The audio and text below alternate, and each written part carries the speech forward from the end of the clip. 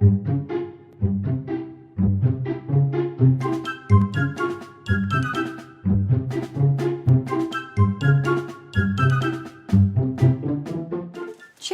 5. Two Claimants.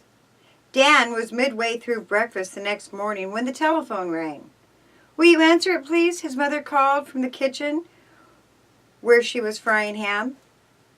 Absently, Dan reached for the instrument, which was tucked into the shelf nook beside the breakfast table. "Hello," he half mumbled, his mouth full of toast. "Is that you, Dan?" asked a familiar voice.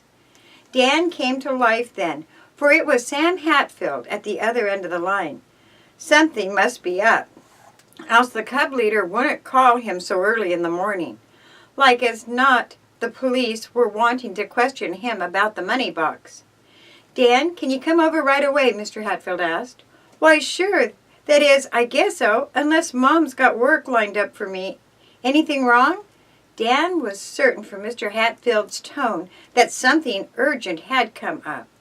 More than ever, he was convinced that the matter concerned the money box. "Well, yes, I'm a little disturbed," the cub leader answered his question. "I'm asking all the boys to come over to my place as soon as possible." "The money box hasn't been taken." "Oh, no, nothing like that, Dan. Just come over as soon as you can." Completely mystified, Dan bolted the remainder of his breakfast. 15 minutes later, he presented himself at the Hatfield home with Chips and Red already had gathered. "What's up?" Dan asked the pair. "Search me," Chips shrugged. "Mr. Hatfield asked us to come over right away, so we did." "He hasn't explained yet," Red added in an undertone, "but he seems plenty worried." In a few minutes, Babe Bunning arrived at the house. Close upon his heels came Brad, who reported that Midge Holloway would be a little late. "He told me to report that he has to do some work at home," the den chief told Mr. Hatfield. "We'll go on without him," the cub leader said. "Boys, now don't get me wrong. I didn't call you here to make accusations or scold. I'm not blaming anyone." "What's wrong, Mr. Hatfield?" Brad cut in anxiously. "Well, somehow the news leaked out about us finding the money box." The cubs were dumbfounded. "Then someone must have babbled," Chips exclaimed. "It sure wasn't me." "Or me," echoed Red. "I can't understand how anyone would blab the secret," said Brad slowly. "Every cub has real ideals, or he wouldn't be in the organization. Cubs are square. They keep their promises. And we all promised not to mention the box until after you had time to talk to the police about it." "That's right," Mr. Hatfield agreed. "You put it well, Brad. I can't believe either that anyone would tell, at least not intentionally." "How do you know that the information got out?" Dan asked thoughtfully. "Through a visit. I was eating breakfast this morning when Everett Wilson, owner of the Elite Dry Cleaning Company, came to the door. He's not a member of the church, but does attend irregularly. Anyway, any of you fellows know him?" All the cubs except Babe shook their heads. "I know him when I see him," Babe said. "We take our dry cleaning to his place. We're quitting, though. Last time my dad left a pair of trousers there, he shrunk 'em an inch and wouldn't make good." "You say Mr. Wilson heard about finding the money box?" Dan asked the cub leader. "It's worse than that. He's not only heard about it, but he's put in a claim for the money."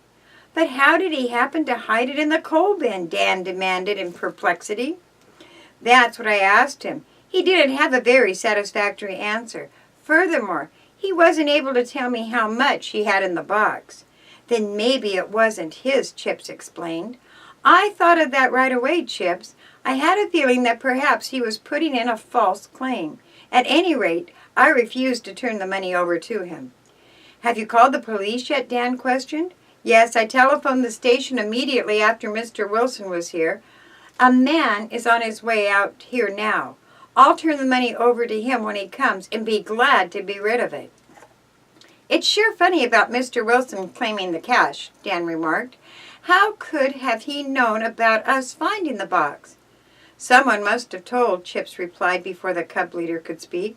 His gaze fastened hard upon Babe, who unconcernedly was chewing a gumdrop. The other cubs looked at Babe too. He had been in the dead only a few weeks, and as yet hadn't been promoted from a bobcat to a wolf. True, he had repeated the cub promise. I promise to do my best to be square and obey the law of the pack.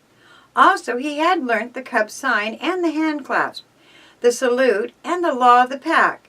At least, he said the words correctly, but had they really burnt in? Babe did not tell anyone about the money box, Chip demanded bluntly. Babe swallowed the gumdrop and stared. Who, me? He asked. Yes, you. You're the only one who knew Mr. Wilson. I didn't tell him. I didn't tell anyone. Babe's blue eyes flashed angrily. Never mind, Chips, Mr. Hatfield said. His tone made it clear that the discussion must end. You're not accusing anyone. A cub's word is good enough for me. Remember that face at the window? Dan reminded the group. Someone saw us looking at the money. Maybe that's how the story got out. It's very possible, Dan agreed. Mr. Hatfield. Anyway, it's a relief to know that the cubs all kept their promises. If Mr. Wilson can establish his claim, he's welcome to the money. He must have been dizzy to hide that box in a coal bin, Brad said, getting up from the Davenport. It doesn't make sense to me. Mr. Hatfield told the cubs that he considered it most important that no one reveal the exact amount of cash that had been found. Brad, Dan, Fred, and myself are the only ones who know the correct total, he said, but the rest of you have a pretty fair idea. The thing is, keep it to yourselves. If the amount should become known, well, it might make it easier for Mr. Wilson to prove a claim. You can depend on us, Mr. Hatfield, Brad said, speaking for the others. How about you, Babe? Oh, sure, the youngest member of the den returned carelessly. I forgot how much it was when we counted it at the church. Midge isn't here, but I'll stop at his house and warn him, Dan offered. The matter of the cash box having been thoroughly discussed, Mr. Hatfield told the boys his real purpose in calling them was to remind them to start working on the church building fund pledge cards. Call on your prospects as soon as you can, he advised. Today, if possible. We want to get that money rolling in. What about our plans for the crusade? Brad reminded him. You'll hear more about it at our next meeting, Mr. Hatfield promised. Meanwhile, dig up anything you can for costumes. I have an idea, Dan began. What it was, no one learned, for just then the front doorbell rang. Then, that must be Midge, Brad said, or maybe the police. But it was neither. Instead, when Mr. Hatfield went to the door, he found Edgar Bracksmith standing there, hat in hand. The cub leader knew the man only slightly, having seen him occasionally at church services. I beg your pardon. You're Mr. Hatfield, the visitor asked. Yes, I am. The cub leader moved aside so the man might enter. Come on in. We're having a cub meeting. Oh, I don't want to break it up, the visitor apologized. Nevertheless, the matter I came to talk to you about happens to concern the cubs. Mr. Bracksmith laughed self-consciously. They haven't been in any mischief, I trust. Oh, no, nothing like that. May I speak with you in private, Mr. Hatfield? We can go into the study if you like. However, if the matter concerns the cubs, why not tell them about it also? Well, all right. I may as well come right out with it. I lost some money recently, a rather large sum. Information has come to me that this money contained in the metal box was found by the church by one of your Cub Scouts. The boys were listening intently, amazed expressions mirrored on their faces. First Mr. Wilson, and now a second claimant. How much did you lose, Mr. Brackensmith, the cub leader asked. I can't rightly say. For months I had been saving. The amount was considerable. And where was this money lost, Mr. Brackensmith? Why, in the church. I went there a few days ago, before yesterday to be exact, to see the pastor. I was taking the money with me to the deposit in the bank. The minister wasn't there. I must have put the box down and forgot about it because I didn't discover my loss until later." "Really, Mr. Brackensmith? I never knew you to be so careless with money," remarked the cub leader. "Why did you think you left the box?" "In one of the seats," the visitor replied with slight hesitation. "That was where we found the box," Chip explained. "Dan found it." Brad gave him a kick in the ankle and a warning not to tell anything he knew.